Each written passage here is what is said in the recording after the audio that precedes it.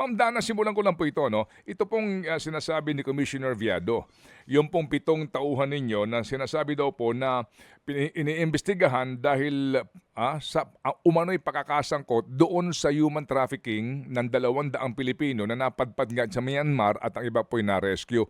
Itong 7 ito, paano muna nagsimula ang kwento nito, ma'am? Paano po nasabi na iniimbestigahan at ano ang ebidensya sa pagkakasangkot nila? Doon po sa na-repatriate ng mga kababayan natin na nabiktima ng human trafficking, there were a handful. Actually, Manong Ted, parang ano yan meron silang magkakaibang way of leaving the country. There was a batch of them, a group of them, I think 15 or 20 or so, that ay tinuturo sa immigration officer na tumulong. Tumulong po sa kanila. And itong ito, yung mga pangalan po na nag-pop up during the investigation of the interagency, yung mga parang nag-line up talaga ng mga immigration officers that were on duty. At tinuro ng mga biktima kung sino yung mga officers na tumulong po sa kanila at nag-assist sa kanila palabas ng bansa. Nagkaroon talaga dito ng pagpapahilera sa mga immigration officers sa NAIA Terminal 1 and 3 at tinuro mismo nitong mga biktima ng human trafficking, yung mga taong ito?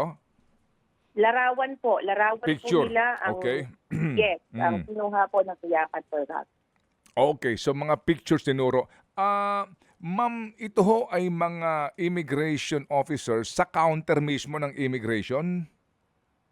Yes, Manong Ted, sa counter po yan. So nagbigay sila ng clearance dito sa mga individual na ito. Okay. Meron bang CCTV sa pangyayaring ito at mga anong petsa po ito? Yan na po yung pinupull out natin kasi kahapon po natapos na yung interviews natin doon sa mga victims. So nakuha na po natin yung mga statements nila. So after that, nag-initiate na po ng cases against the 7. Opo.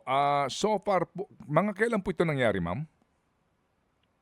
Iba-iba po, Manong Ted. Parang in separate occasions kasi ito But sometime late 2024, early 2025, parang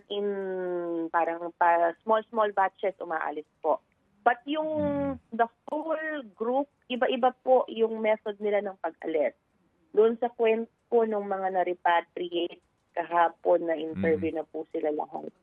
Parang some were assisted by the immigration. There were a big bunch na walang travel record. There was another bunch po na umalis po ng mga kasama yung mga pamilya nila. So parang lahat ng posibleng lusutan ba, lahat ng posibleng daanan, gagamitin po nila at ginagamit ng sindikato.